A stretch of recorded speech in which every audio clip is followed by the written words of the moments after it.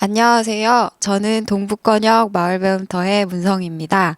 저희가 이번에 문화다양성 강의를 3회차를 준비하게 되었는데요. 3회차를 준비하게 된 이유를 간략하게 좀 소개를 드리고자 해요. 그래서 저희가 사실은 여러 모습으로, 여러 모양으로 살아가는 사람들이 많이 있죠.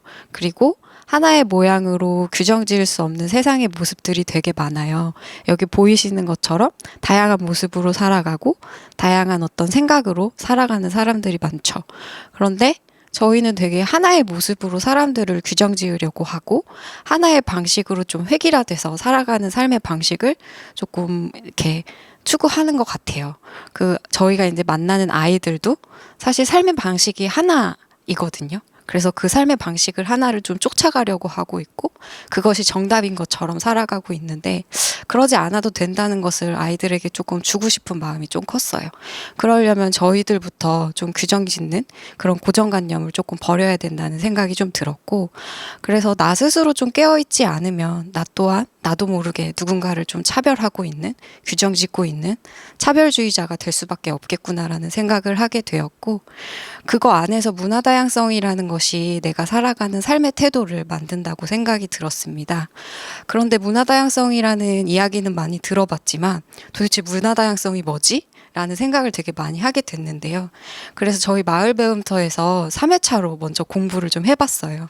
그래서 공부를 하면서 저희가 느꼈던 건 문화다양성은 내가 살아가는 삶을 바라보는 태도를 만드는 것이구나.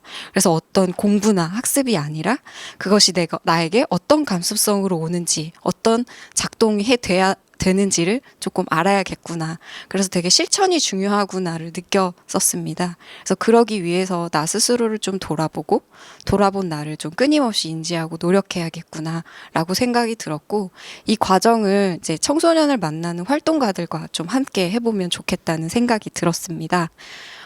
그래서 저희가 3강에 그 문화다양성 그 강의를 준비했는데요. 올해는 저희가 코로나 때문에 이렇게 비대면으로 좀 만나게 됐는데, 우선은 3강을 조금 짧게 소개를 드리면, 1강에서는 우리 사회의 어떤 변화, 지금 코로나로 되게 다양하게 지금 변화하고 있는데 그런 변화뿐만 아니라 그 변화 안에서 문화다양성은 어떤 역할을 하면 좋을지 그리고 그런 문화다양성이라는 것들이 어떤 패러다임으로 인해서 변하게 됐는지 그런 변화 안에서 우리는 어떤 것들을 좀 느낄 수 있는지를 좀 이야기 나누게 될 것 같고요. 3강으로는 그런 문화다양성들이 좀 어떻게 실천되고 있는지를 이야기 나눠볼 예정입니다. 저희가 이번에 2020년도는 아까 말씀드렸던 것처럼 코로나 때문에 비대면으로 3강 이 강의를 진행을 하게 되고요. 2021년도에는 이 강의를 바탕으로 실천 워크숍을 진행하려고 하고 있어요. 그래서 저희 3강을 다 들으신 분에 한해서만 2021년도 실천 워크숍을 같이 진행할 수 있게 되니까요. 3강 다 꼭 들어주시면 좋을 것 같습니다. 3강의 이야기를 나눠주실 저희 그 강사님을 좀 잠깐 소개해드리면 교육과 문화를 중심으로 한 현장 연구를 하는 문화 디자인 자리 대표님이시고요. 현장을 좀 존중하면서 현장의 고민을 같이 들으면서 연구하는 연구자세요. 그래서 최혜자 교수님 모시고 저희가 3강 이야기 들어보도록 하겠습니다. 네, 방금 소개받은 최혜자입니다. 지금부터 문화다양성과 관련되어서 세 차례에 걸쳐서 여러분과 함께 이야기를 나눠보도록 하겠습니다. 첫 시간은 보시는 바와 같이 우리 사회의 변화와 문화다양성의 역할, 문화다양성이 어떻게 전개돼야 되는지에 대한 이야기를 나누는 시간을 갖도록 하겠습니다. 제가 여러분과 함께 슬라이드를 보면서 같이 이야기를 나눠보죠. 자, 여러분들 올해는 코로나 때문에 참 쉽지 않은 시간들을 좀 보냈습니다. 지금도 역시 또 그런 시간을 보내고 있는데요. 코로나로 인해서 우울증 또는 사람들을 만나지 못함으로 하는 답답함, 그 다음에 이제 언제 다시 외국 여행을 갈 수 있을까라고 하는 그런 여행의 욕구들 이런 것들을 꾹 누르고 우리가 좁은 울타리에서 살다 보니까 참 우리의 에너지가 뒤죽박죽 되는 측면도 있습니다. 그런데 우리가 살아야 될 세상에 대해서 대해서 우리가 조금 더 이해하고 있다고 한다면 지금 나는 무엇을 생각할 것인가 라고 하는 문제에 대해서 조금 더 명확하지 않을까라는 생각이 듭니다. 오늘은 문화 다양성을 이야기하면서 먼저 우리가 살고 있는 사회에 대해서 왜 문화 다양성이 더 중요한가를 이야기 나누는 것부터 시작해 보도록 하죠. 자, 이 내용은 제가 재작년 어떤 연구에서 도출한 내용입니다. 지금부터 한 15년 후, 즉 2045년이 되면 우리 사회는 어떻게 변할까라고 하는 주제를 가지고 연구를 했습니다. 5가지 측면에서 연구를 했었는데 하나는 사회, 그다음에 기술, 그다음에 경제, 그다음에 환경, 그다음에 정치라고 하는, 그래서 앞자리를 따서 이라고 하는 틀을 가지고 우리 사회의 변화를 한번 예측해 봤습니다. 사실 15년 후를 예측한다라는 것은 쉽진 않긴 하지만 기본적으로 이런 방향으로 변할 것이다 라고 하는 것에 대해서는 함께 연구했던 연구자들끼리는 합의를 본 내용입니다. 사회적으로는 기본적으로 인구 구조가 변하겠죠. 생산 인구가 감소하고 고령 인구가 늘어날 거고, 그다음에 우리 사회에 굉장한 다양한 사람들이 살게 될 거고, 그런 가운데 이런 다양성은 때때로는 굉장히 다이나믹한 그런 변화를 이끌어낼 수 있는 힘이기도 하지만 우리가 그런 준비가 안 돼 있을 때에는 갈등, 혐오라고 하는 문제에 부딪히게 됩니다. 노동의 질도 또 변할 것이고요. 이런 것들을 가능하게 하는 기술의 발전은 눈부시게 아마 변할 거라고 생각이 들고, 기술의 발전은 우리가 늘 지켜보고 있는 상황입니다. 경제적으로도 우리가 굉장히 많이 바뀌겠죠. 그동안에 우리가 늘 익숙했던 그런 자본주의 체제에서 플랫폼 자본주의로 좀 더 변화하고, 어디 꼭 직장에 취직하지 않고 플랫폼화 되어서 지금 배달 라이더들이 생활하는 거하고 유사하게 유튜브라든지 아니면 수많은 플랫폼 속에서 내가 활동을 하는 것 통해서 자기의 삶을 살아가는 이런 방식으로 노동의 내용들도 좀 바뀔 거라고 생각이 들고, 굉장히 중요한 거는 환경 문제가 우리 사회에 있어서는 굉장히 중요한 화두가 될 거라고 생각이 듭니다. 잘 알고 있죠. 미세먼지, 그다음에 지구 온난화 수준을 넘어서 기후 위기는 임계점에 다다르고 있고, 그다음에 바이러스의 출몰, 재난으로 인해서 우리의 삶은 굉장히 많은 변화를 갖고 있는데요. 바이러스 코로나19가 터지기 전에 저희가 그렇게 좀 진단을 했습니다. 그렇기 때문에 정치적 상황도 굉장히 바뀔 거라고 생각이 듭니다. 국가 체계, 근대 국가 체계가 약화, 위기가 생길 거고, 민주주의가 재설계될 거다라고 하는 것, 지역과 집단의 참여 민주주의가 강화되면서 참여 민주주의를 통해서 내 의사가 발현되지 않으면 이제 국민들이 가만히 있지 않는 이런 사회가 될 거다라는 것들, 그런 가운데에서 수많은 사람들이 자기 욕망을 드러내는 가운데에서 분열, 갈등, 그것으로 인해서 혐오, 이런 문제들이 우리 사회에 전면화되고, 이런 것들을 국가가 감당하기 참 쉽지 않은 그런 사회가 될 거다라고 하는 예측을 했습니다. 네, 우울한 예측이기도 해요. 그러나 한편 가만히 행간을 보면요, 우울하지만은 않아요. 주체가 굉장히 많이 성장할 거고, 그 다음에 우리의 삶들을 규격화시켰던 수많은 힘들은 약화될 거다라고 하는 것들이 명백합니다.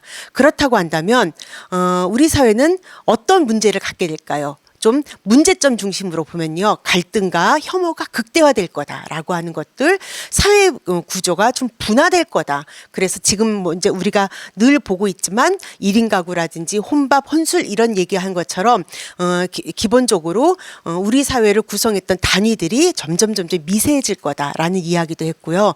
그다음에 양극화, 이거는 심하다 못해 매우 심하게 될 거고 극대화된다라고 하는 생각들이 들고, 그런 가운데에서 노동의 문제, 그다음에 삶의 문제, 삶의 질의 문제는 굉장히 중요한 수면에 올라올 것이다. 그리고 지구 환경 위기가, 우리가 그냥 내가 이렇게 한들 지구가 깨끗해져, 내가 비닐로 하나를 좀 전략한들 뭐가 달라져, 분리수거 아이씨 이거 대충 이렇게 하는 것 자체가 사실은 우리 지구에 직접적인 영향을 미칠 정도로 매우 민감해질 거다라고 하는 것들에 대해서 이 과제를 어떻게 해결할 것인가라고 하는 고민들을 하지 않을 수 없었습니다. 저는 문화 정책을 연구하는 사람 입장에서는 이렇게 사회가 갈등이 심화되고 그다음에 양극화가 심화될 때 정책은 무엇을 할 것인가, 문화는 어떠한 역할을 할 것인가라고 하는 문제를 좀 고민했습니다. 그런 가운데 다음 장을 잠깐 보면요. 우리가 잘 아시겠지만 코로나19를 만났습니다. 작년 겨울에 중국에서부터 시작해서 1월달, 2월달 우리나라에 퍼지면서 처음에는 이러다가 말겠지라고 했었는데 어마어마한 현상들이 벌어졌습니다. 자, 코로나19가 터지니까 우리가 너무나 당연하게 생각했던 일상들이 너무나 당연하지 않고 그 일상을 견뎌낼 수 있는 정도로 우리가 우리 사회를 지탱해낼 수가 없게 되었습니다. 잘 아시겠지만 자, 태어나서부터 죽을 때까지 우리가 갖고 있는 수많은 루틴한 우리의 삶들은 확 변화가 됐죠. 자, 태어나면은 아이들이 막 그 사람들이 아이들의 탄생을 기뻐하고 어쩌고 저쩌고 뭐 이런 수많은 여러 가지 세레모니가 있겠죠. 그게 불가능해졌어요. 아이와 산모가 분리되고 등등. 그 다음에 아이들이 학교를 가면 아이들끼리 서로 손잡고 놀 수가 없어요. 다 칸막이 속에 있고요. 중고등학교에서도 학교를 갈 수가 없어요. 근대 국가 체계를 지탱해 냈던 굉장히 중요한 제도가 학교, 군대, 그다음에 교도소라고 이야기를 하죠. 그런데 학교 체계가 굴러가질 않아요. 집에 콕 박혀가서는 온라인으로 뭔가를 해야 돼요. 자, 군대 간 청년들이 제일 불쌍합니다. 군대가 아니라 들어가면은 바깥 세상은 코로나가 많이 나니까 휴가를 나올 수가 없어요. 군대인지 감옥인지 알 수 없는 그런 체계가 됐고요. 결혼할 때에도 마스크 쓰고 결혼하고 50명 이하 사람들이 올 수가 없어요. 직장 생활도 굉장히 많이 바뀌어서 재택근무가 요즘에 굉장히 많이 늘었고요. 사람이 죽었을 때에도 그 상주들을 애도하는데 위로를 줄 수 있는 우리의 환경이 마련되어 있지 않아요. 그리고 무엇보다도 제사 같은 경우는 얼마나 커다란 관례로 우리의 의무가 되었습니까? 그런데 이제 제사도 안 가요. 그냥 카카오톡으로 올려서 대충 제사를 지냈다라고 하는 정도로 우리가 살아서 태어나서부터 죽을 때까지 죽어서까지 모든 우리를 유지했던 우리의 문화들이 한 칼에 단박에 바뀌었습니다. 이런 바뀐 일상이 바로 저는 2045년 정도 되면은 이렇게 변해야 될 것이다라고 했던 그런 현상들이 단 한순간에 눈앞에 쫙 펼쳐지게 되었습니다. 이렇게 되다 보니까 많은 사람들이 우리 사회가 앞으로 어떻게 될 건가라고 하는 예측을 합니다.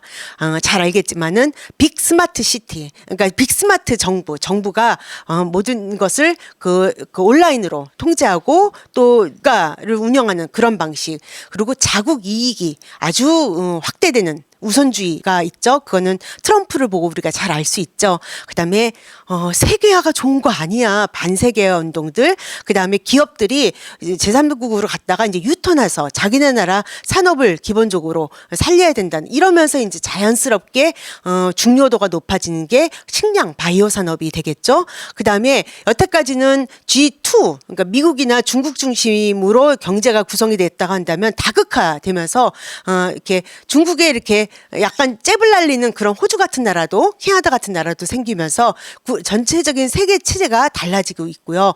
그다음에 돈 풀기 정책, 어느 나라든지 간에 코로나가 딱 터지니까 돈을 풀기 시작했어요. 돈 풀기 정책이 굉장히 줄을 이루고, 그다음에 인간 안보라고 하는 건 이게 굉장히 중요해지고, 비대면 사업들이 굉장히 늘었습니다. 여기까지 우리가 다 알죠. 사생활을 보호하고 정보를 보호해야 된다라고 하는 정보 전쟁, 이것도 굉장히 우리가 눈에 보이고 있는 현상이고 더 앞으로 강화될 거라고 하고요. 지구를 재발견했어요. 지구가 이런 정도로 아프구나. 우리가 어떻게 살아야 될 것인가? 우리가 모두 멈추니까 히말라야가 보인다는 둥, 뭐 어디가 보인다는 둥, 뭐 이런 얘기가 나오는 것들은 우리가 알고 있는 지구가 그 지구가 아니었던 이런 거죠. 생태 환경이 굉장히 중요하죠. 우리의 삶이 바뀌었죠. 홈 루덴스. 예. 우리가 집에 있으면서 뭐 하고 놀까가 굉장히 중요한 문제예요. TV를 보다 별짓을 다 합니다. 요리도 하고 유튜브에 끊임없이 출연하고요. 그다음에 그 화상교육, 원격 교육들, 그다음에 스마트 오피스, 재택을 하니까 스마트 오피스. 그래서 사람들이 다 지저분한 물건을 쫙 앞으로 치워놓고 뒤가 깨끗하게 해서 그다음에 하는데, 한쪽은 지저분하고 한쪽 그 줌으로 사람들에게 노출되는 곳은 깔끔하게 하는 그런 집 구조가 갑자기 생긴다든지, 그다음에 랜선 문화 산업도 확장이 됐죠.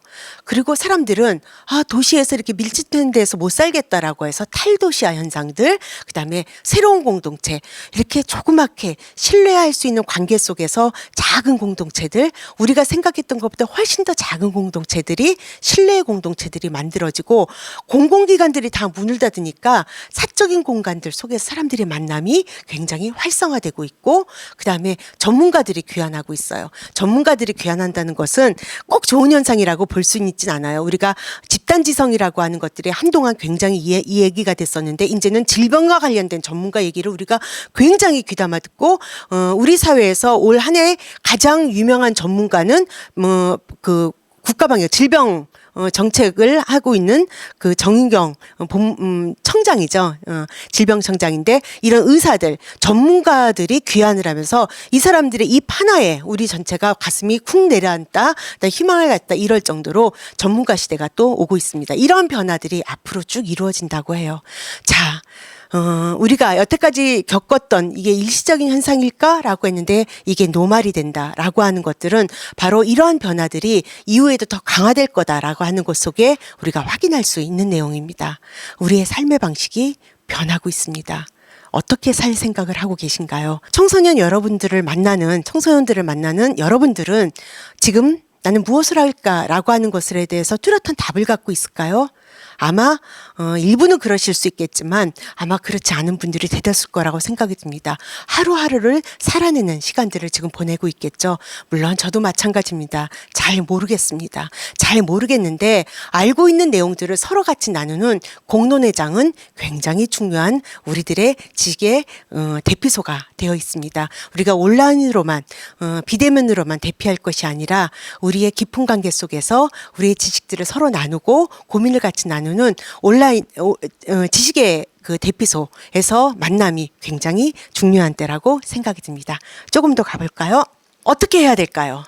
불안과 혼란이 굉장히 가중됐습니다. 사람들에게 있어서 권력이 제일 통치하기가 쉬울 때가 뭐냐면은 국민들이 불안해하고 있고 공포에 떨 때, 그때가 제일 통치하기가 쉽다고 얘기해요. 근데 우리가 지금 그런 상태예요. 불안해요. 공포에 떨고 있어요. 지금 뭔가 빅브라더가 출연하면은 겁나게 우리를 막 휘말려 들어갈 것 같은 이런 상황입니다. 그런데 잠깐 숨을 멈추고, 그다음에 혼란과 불안을 잠깐 접고 어떻게 해야 될까를 생각해 보는 게 우리의 굉장히 중요한 과제죠. 이런 가운데에서 저는 여러분과 함께 문화 다양성을 이야기하려고 합니다. 제 말이 맞을런지 한번 조금 볼까요? 자, 여러분들, 저는 이 재난 시대에 우리가 어떻게 극복해야 될 것인가, 여러 가지 아마 방법이 있을 거라고 생각이 드는데, 저는 문화적 방법으로 어떻게 우리가 이 상황을 읽어보자라고 하는 얘기를 여러분과 함께 나누고 싶습니다. 여러분, 기본적으로 문화의 속성을 여기 이렇게 보시는 것과 같이 대안성, 다양성, 예술성, 그리고 폐쇄성, 공공성, 지속성, 규정성, 문화에는 그런 거 있죠. 규범성도 있죠. 획일성, 수용성, 자율성, 역동성, 여러 성격이 있습니다. 문화는 하나의 성격으로 말할 수가 없겠죠. 이게 문화의 속성이라고 얘기할 수 있는데요. 그런데 여러분, 제가 이렇게 쑥 써놓은 거 말고도 다른 여러 가지 속성들이 더 있을 겁니다. 그런데 대체로 생각되는 것들을 쭉 적어보니까 이렇게 적었는데요. 맨 위에 있는 대안성의 반대쪽에 보면은 규칙성이 있습니다. 그리고 옆에 다양성, 반대쪽에는 규범성이 있습니다. 예술성, 반대편에는 획일성이 있습니다. 문화에는요, 정반대 성격도 있어요. 정반대 성격도 있어요. 그런데 밑에 있는 공공성, 지속성, 규정성, 규범성, 획일성, 요 성격으로만 문화가 싹 표현되고 있을 때 문화가 어떻게 되어 있을까요? 매우 딱딱하고 우리한테 굉장히 많은 것들을 강요하겠죠. 그런데 위쪽에 있는 것으로 문화가 막 이렇게 속성이 되어 있으면 어떨까요? 예술성, 다양성, 대안성, 역동성, 자율성, 수용성, 이렇게 되어 있으면 문화가 굉장히 역동적으로 변하고 있겠죠. 자, 문화는요, 이렇게 서로 다양한 성격들이 부딪혀요. 부딪히는 거를 창발성이라고 제가 표현을 해봤어요. 이렇게 저렇게 부딪히면서 어떤 형태를 만들어냅니다. 그런데 문화가 여러 다양한 속성이 있다고 했을 때, 자, 이걸 한번 보세요. 네. 문화가 여러 속성이 있는데 권력이 그 사회에 굉장히 중요한 권력이 있어요. 그 권력은 대안성이나 다양성이나 이런 것보다는 좀 권력이 안정적으로 유지될 수 있는 방법을 생각할 거예요. 그렇다고 한다면 공공성이나 지속성이나 규정성이나 뭐 규범성이나 획일성 이런 것들을 강화해서 이런 식으로 우리 사회는 좀 살아야 되지 않을까라고 하는 질서를 만들려고 할 겁니다. 이 질서를 다른 말로 말하자면 그 사회의 어떤 정상 범위라고 얘기할 수 있겠죠. 정상성이라고 얘기할 수 있겠죠. 권력은 아무래도 조금 더 안정적이고 그다음에 체계적이고 그다음에 하나로 좀 일관성이 있어 보이는 이런 문화의 속성들이 유지되기를 굉장히 바랄 거예요. 그리고 권력은 그것을 자꾸 재생산하려고 학교에서 그것을 가리키기도 하고 군대에서 그것을 강요하기도 하고 표현이 강요라고 얘기해도 될런지 모르겠지만 그것을 지키지 않는 사람은 어떻게 할까요? 교도소로 집어넣겠죠. 그리고 그런 거로부터 자꾸 삐딱하게 왔다 갔다 하는 사람은 아마 정신병원에 수용할 수도 있겠죠. 이게 바로 권력이 자기의 권력을 누리는 방식이라고 이야기를 합니다. 그런데 오늘날 우리가 재난을 맞이하고 코로나19를 맞이하고 있는 상태에서 이 공공성, 규범성, 지속성 이게 계속 유지가 됩니까? 안 돼요. 막 바뀌어요. 어떻게 될지 모르겠어요. 그러니까 지금의 시대를 뭐라고 얘기하냐면요. 전환기다. 라고 얘기할 수 있습니다. 이 말은 뒤집어 보면요. 권력이 여태까지 통치했던 방식으로 통치가 안 되는 거야. 학교도 못 가. 근데 군대 가는 것도 쉽지가 않아요. 뭐 여러 가지가 복잡해요. 그러니까 새로운 질서들이 막 만들어지고 삐쭉삐쭉 막 생기고 있습니다. 지금 시기를 문화 패러다임의 전환기다라고 얘기하는 이유가 바로 이 이유입니다. 문화 패러다임이 변하고 있을 때는요. 어떤 것들이 강화될까요?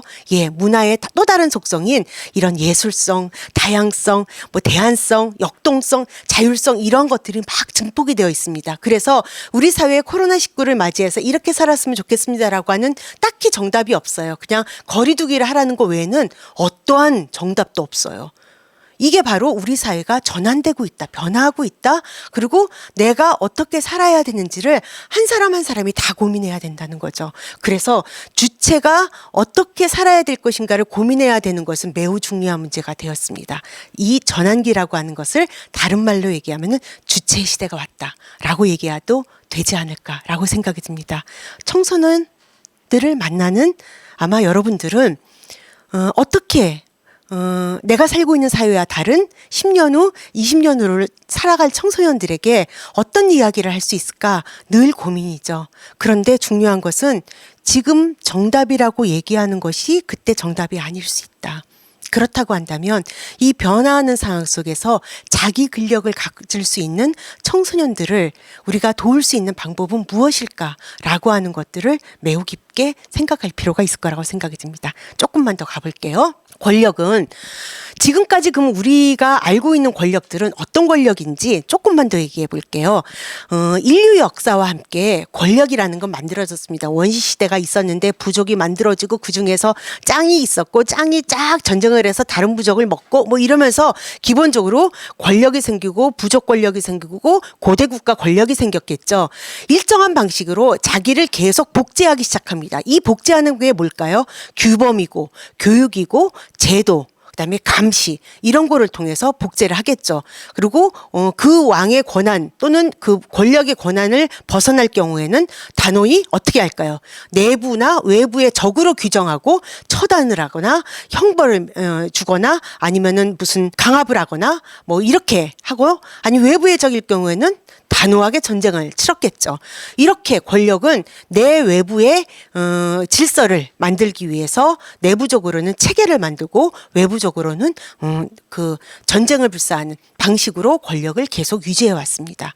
그러니까 이렇게 권력을 유지하려면 아까 뭐라고 얘기했죠? 이 테두리 밖에 벗어나 있는 비정상적인 부분들, 이 부분들을 계속 야단쳐야 돼요. 요렇게 살아야 된다고, 요렇게 살라던 말이야 라는 얘기를 계속 할 수밖에 없어요. 그러면 정상 정상성이라고 하는 우리 사회에서 가장 이렇게 해야지 훌륭한 거야라고 하는 모범적인 그런 인간형 삶의 형태를 만들 수밖에 없었고 그런 가운데에서 배제된 사람을 야단칠 수밖에 없었죠. 권력은 그렇게 자기를 복제해 나가는 방식으로 했습니다.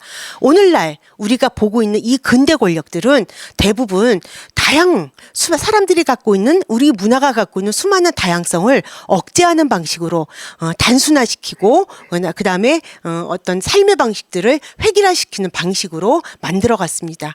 그런데 이렇게 해서 만들어진 권력들은요 언제 만들어졌는가? 바로 1800년대, 1900년대 만들어졌고 이런 부분들이 문제가 있는 것 같아라는 문제 제기가 시작된 게 우리 사회보다는 서구 사회에서 먼저 시작됐는데 1990년대라고 합니다. 그때 왜 우리가 동일한 방식으로 살아야 돼? 난 이게 좋은데? 나 대학 안 가고 싶은데? 나는 변호사가 되고 싶지 않고 나는 그냥 자전 타는 쾌감이 얼마나 좋은데 이거 하고 싶은데 정상에서 벗어나는 욕망을 드러내는 세대들이 자꾸 생기니까 당황스러운 거죠. 이런 것들이 굉장히 증폭된 게 80년대, 90년대, 2000년대고 그러면서 우리 사회는 다양성 문제를 수용할 수밖에 없었습니다. 권력에 의해서 억압되어 있던 수많은 욕망들이 해방이 된 거죠. 그러면서 문제의식들이 굉장히 확장이 됐습니다. 그러면 여태까지 권력을 갖고 있는 권력을 어떻게 규정을 할까요? 서구의 학자는 우리 사회는 좀 다룰 수 있지만 서구의 학자는 뭐라고 규정하냐면요. 지금까지 근대 권력의 핵심은 백인, 유럽, 그다음에 기독교, 남성 중심의 권력이었다. 라고 이야기를 합니다. 비기독교는 정상적이지 않거나 좀 미개한 거, 야만적인 거. 남성적 시각에서 보고 사회의 모든 제도는 남성적 논의 방식, 남성적 결정 방식, 남성적 우정 방식으로 만들어지고 그다음에 유럽에 대해서 누구나 선망을 하고 비유럽적인 것에 대해서는 다 시시한 걸로 생각하고 그다음에 백인 중심으로 생각하고 그다음에 유색인종에 대해서는 미숙한 것, 부족한 것, 약한 것으로 생각하는 그런 문화가 있죠. 이것을 서구 사회에서는 오리엔탈리즘이라고 얘기하죠. 그래서 동양의 남성들은 약하고 비굴한 것으로 항상 문학이나 그림에 표시되고 있고 백인 남성들은 당당하고 우람하고 모험적인 그런 것으로 표현되는 것들이 굉장히 많았죠.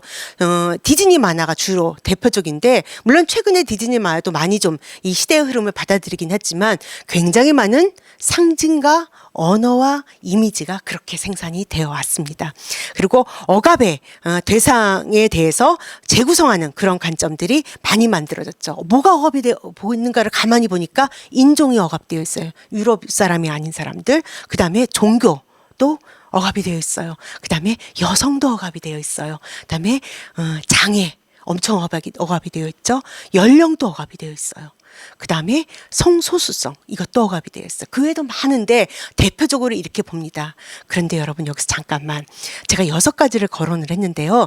이 6가지 중에서 그 옛날에는 제가 어렸을 때만 해도 우리 동네에 죄송합니다. 이 방송에서 이렇게 표현해도 하면 안 되는데 그냥 우리 동네에 미친 니은여가 있었어요. 근데 그 아줌마는 항상 우리가 놀 때 옆에 와서 이렇게 놀기도 하고 그럼 남자아이들이 그 아줌마한테 돌을 던지면 나는 못 던지게 하고 이랬거든요. 물론 이 마을에서 지역사회에서 약간의 편견 그리고 또 아이들의 짓궂은 장난 이런 것들이 있었지만 마을에서 같이 살았어요. 안 보이면은 엄마들이 아줌마들이 그녀는 어디 갔지? 왜 안 보여 요즘에? 하면서 찾아다니기까지 했어요. 함께 마을에서 사는 거죠. 그런데 근대 사회에 들었으면서 장애인을 시설로 그다음에 성소수자를 굉장히 억압하죠. 그래서 스스로 드러낼 수가 없는 거죠. 연령도 그쵸. 이 모든 것들이 억압이 됐죠. 이 6가지 중에서 근대 사회의 억압이 강화된 것을 보자면 나머지 다고 근대 이전부터 원래부터 억압적이었던 것은 딱 하나 여성입니다. 여성의 억압은 근대 사회에 더 강화됐다라고 얘기할 수 없어요. 훨씬 전부터. 중세 때도 유럽에서 마녀사냥이 있었죠. 한국 사회에서도 그렇죠. 그다음에 고대에도 원시사회 어느 지점부터 여성의 억압은 굉장히 오래된 거죠. 인류 역사와 함께 억압이 된 거고 나머지 부분은 그럼에도 불구하고 한 동네에서 살 수 있는 억압이 기제가 덜 작동했던 근데 근대에 와서 강화된 그런 측면이 있습니다. 그렇다고 한다면 우리가 문화 다양성을 다 똑같이 하나씩 볼 게 아니라 각각이 갖고 있는 맥락을 이해하는 것은 매우 중요할 거라고 생각이 듭니다. 자, 이제 재난 시대를 우리가 맞이하고 재난 시대 속에서 삶의 방식들이 변하고 있는데 어떻게 살아가야 될 것인가? 자기 스스로를 찾아가는 방법 속에서는 내가 갖고 있는 다양성에 눈을 뜨고 타인이 갖고 있는 다양성에 대해서 관대하고 그런 가운데서 새로운 관계 맺음은 매우 중요할 거라고 생각이 듭니다. 그동안 새로운 관계 맺음을 할 수 없었던 것은 우리가 갖고 있는 상징과 이미지와 언어와 사회적 정상성 속에서 우리가 함께하지 못했던 수많은 것들이 있습니다. 그 수많은 것들을 걷어내고 우리가 함께 살아가는 사회를 만들어가는 데 있어서 문화 다양성 관점은 매우 중요하다, 안 중요하다? 당연히 매우 중요하다라고 볼 수 있습니다. 자, 이렇게 문화 다양성이 중요하다라는 이야기를 하고 그렇다고 한다면 앞으로 청소년을 만날 우리 선생님들 여러분들은 문화 다양성을 어디서부터 우리가 좀 이해해야 할까? 이 부분서부터 한번 시작해 보도록 하겠습니다. 우리 사회에서 문화 다양성 이야기가 나오기 전에 문화 다양성 얘기보다 조금 멈춰 나오기 시작한 얘기는 다문화라는 얘기가 먼저 나왔습니다. 다문화는 언제적 부터 우리 사회에서 정책으로 또는 우리 사회를 규정할 때 이야기됐었을까요? 예, 그것은 여기 써 있죠. 2005년부터입니다. 2005년 때는 대통령이 누구였을까요? 네, 참여정부죠. 저 혼자 물어보고 저 혼자 대답하려니까 쑥스럽지만 여러분이 지금 대답했을 거라고 생각하고 넘어가겠습니다. 2005년에 우리 사회는 처음으로 다문화 사회다라고 스스로를 우리 사회를 칭했습니다. 왜 그러냐면요. 2005년도 참여정부 때 당시 국무총리가 이해찬 국무총리였는데 총리실 산하로 외국인위원회가 만들어지고 2005년도에 그때부터 우리 사회의 다문화, 우리 사회의 다양성을 어떤 식으로 정책으로 만들고 우리 사회의 문화적 수용성을 어떻게 확대할 것인가를 정책적으로 쫙 드라이브를 걸기 시작한 게 그때입니다. 왜 참여정부가 맥락 없이 느닷없이 그때 다문화 사회를 선언하고 다문화 정책을 시작했을까요? 그것은 조금 앞단에 배경이 있습니다. 자, 우리 사회는 아주 5,000년 역사가 있다고 하는데 적어도 제가 한반도에 우리 조상이 언제부터 살았는지 모르겠지만 어쨌든 한반도에 사람이 살고 난 다음부터 한반도는 사실은 굉장히 가난한 땅이기도 했습니다. 그래서 이주 노동을 많이 했던 곳이에요. 다른 곳에서 이주를 했다기보다도 우리가 다른 데 가서 이주 노동을 한 경우가 굉장히 많죠. 아주 오래전은 잘 모르지만 기본적으로 우리가 가깝게는 중동에 가서 이주 노동을 했고요. 독일에 가서 파독 간호사 파독 광부가 이주 노동을 했고요. 그다음에 그 하와이로 갔었고 멕시코로 갔었고 굉장히 오랫동안 이주 노동을 한 나라입니다. 그런데 우리나라가 처음으로 이주 노동 유출국에서 이주 노동이 유입되는 나라가 처음으로 된 게 언제냐면은 1989년 이후부터입니다. 그러면 그때 무슨 일이 있었을까요? 우리나라는 경제 성장을 쭉 이루고 또 굉장히 빠른 속도로 민주화까지 이룹니다. 근대 국가가 완성되는 것을 크게 세 가지로 얘기한다면 첫 번째는 자본주의 산업화의 완성, 두 번째는 민주주의의 완성, 세 번째는 국가복지의 완성 이렇게 얘기를 하는데 우리 사회는 근대화의 완성과 민주주의의 완성을 이루고 난 다음에 그 다음에 1988년도에 뭐가 있었을까요? 네, 맞습니다. 덕선이가 마다가스카르 이 팻말을 들고 88 올림픽 그 티켓 거리 됐었죠. 88 올림픽이 있었습니다. 우리 사회가 이만큼 잘 살게 됐지만 전 세계적으로 우리가 되게 잘 살아 라고 하는 것을 과시할 수 있는 기회가 없었는데 88 올림픽은 그걸 과시할 수 있는 굉장히 좋은 기회였죠. 그럴 때 88 올림픽을 보면서 와 대단하다라고 생각했던 젊은이들이 있었습니다. 어디일까요? 동남아시아에 있는 젊은이들이었어요. 이 젊은이들은 88 올림픽을 보면서 야 미국에 가서 노동을 하지 않아도, 일본에 가서 노동하지 않아도 더 가까운 나라에 이렇게 잘 사는 나라가 있어? 라고 하면서 한국에 대해서 머릿속에 각인을 하게 됐습니다. 그때 우리나라는 무슨 일이 있었냐면요. 일정하게 산업화를 이루면서 서비스 산업이 굉장히 확대됐어요. 더구나 올림픽이 있으면서 굉장히 많은 호텔이 만들어지고 그냥 백화점이 만들어지고 서비스 산업이 굉장히 확대되면서 많은 생산지 노동자들이 3차 산업으로 이동을 하기 시작했어요. 그래서 생산지 노동자들의 자리가 비었어요. 그래서 공장이 노동자들을 구할 수 없어가지고는 폐업을 하는 경우가 굉장히 많았죠. 그래서 우리나라는 동남아시아에 광고를 냈어요. 우리나라에 들어와서 일을 하면은 산업연수생이라는 이름을 걸고 너네가 연수도 하고 월급도 받아. 그러면 배우기도 하고 월급도 받고 얼마나 좋아? 너네 안 올래? 라고 하는 광고를 냈습니다. 그 광고를 보고 우리나라는 그렇게 많이 올 줄 몰랐는데 그야말로 겁나게 많은 사람들이 온 거죠. 그게 바로 우리나라의 이주 노동자들이 들어오게 된 첫 시작입니다. 이주 노동자가 1989년부터 들어오기 시작해서 지금은 이주 노동자가 항시적으로 45만 명 정도, 그렇다고 한다면 미등록 이주 노동자 약 한 20명 포함해서 5, 60만의 이주 노동자가 있지 않으면 우리는 상추도 뜯어먹을 수 없고 깻잎도 뜯어먹을 수 없고 식당 가서 뭐 주문할 수도 없고 이런 정도로 이주 노동이 기본적으로 우리 하층 노동을 담당하고 있는 그런 나라가 되었습니다. 잘 아시겠지만 그 즈음에서 농촌 총과 결혼하는 그런 제도들이 있으면서 동남아시아에서 굉장히 꽃다운 여성들이 좀 나이 많은 한국 농촌 남성들과 결혼을 해서 한국으로 많이 들어왔습니다. 그러면서 다문화 가정이 확산이 됐고 그다음에 우리 사회에서 한 번도 본 적이 없는 다른 동남아시아 사람들과 함께 노동을 하고 경제활동을 하는 그런 사회가 만들어졌습니다. 2005년쯤 됐을 때는요. 그런 이주 노동자나 또는 교류 유학생들이 약 한 100만 명 정도에 다다를 때였습니다. 그런데 우리가 4,200만 정도의 인구를 갖고 있는데 이주 노동자 결혼 이주 여성이 100만 명 정도라고 해서 다문화 사회를 선언한다? 뭐가 좀 이상하죠? 이거는 10분의 1도 아니고 20분의 1도 아니고 숫자는 아주 형편없어요. 그런데 왜 다문화 사회를 선언했을까요? 또 한 가지 이유가 있습니다. 그건 뭐냐면 참여정부나 그 바로 전에 있었던 국민의 정부나 굉장히 중요한 생각을 하고 있었어요. 그게 뭐냐면 우리나라는 기본적으로 분단 국가예요. 세계 유일한 분단 국가예요. 우리가 자주적으로 통일하기 위해서는 국제사회에서 우리의 위상을 가져야 되는 거고 한반도 안에서 스스로의 운명을 결정할 수 있는 국제적 힘을 가져야 되는 나라입니다. 그런데 그전까지는 그렇게 하지 못했기 때문에 많은 국제기구에 우리가 진출해서 스스로의 발언권을 높이는 것은 국민의 정부나 참여정부에게는 굉장히 중요한 일이었고 물론 우리도 동의하는 일입니다.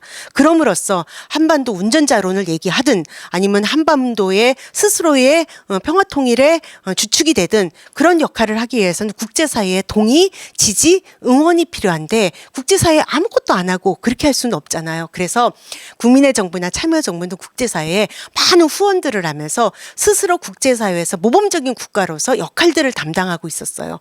그러면서 물론 김대중 대통령이 노벨 평화상 타고 수많은 국제기구에 우리가 진출을 합니다. 그런데 국제인권이사국 같은 경우는 우리가 수없이 진출을 해도 인권이사국이 되질 못했어요. 한 번 떨어지고 두 번 떨어지고 창피하게. 적어도 대통령이 노벨 평화상을 받고 그 다음 대통령은 뭐 인권 변호사라고 하는데 아니 도대체 인권이사국에서 우리가 매번 떨어져요. 그런데 이유가 뭐냐면요. 이주 노동자 인권 탄압국이라고 하는 이유였어요. 우리 사회가 그동안에 이주 노동자가 들어와서 우리 사회에서 열심히 노동을 하고 우리 사회에 우리가 안 하겠다라고 하는 그 노동을 담당하고 있음에도 불구하고 그들에게 우리와 동일한 권리가 보장되어 있지 않고 굉장히 노동 강도도 높고 이런 문제가 항상 국제사회에서 한국은 찍혀 있었던 거죠. 그래서 우리 정부는 이주 노동자에 대한 모든 그 정책들을 굉장히 과감하게 바꾸면서 다문화 사회를 선언하고 다문화 정책을 강하게 밀어붙입니다.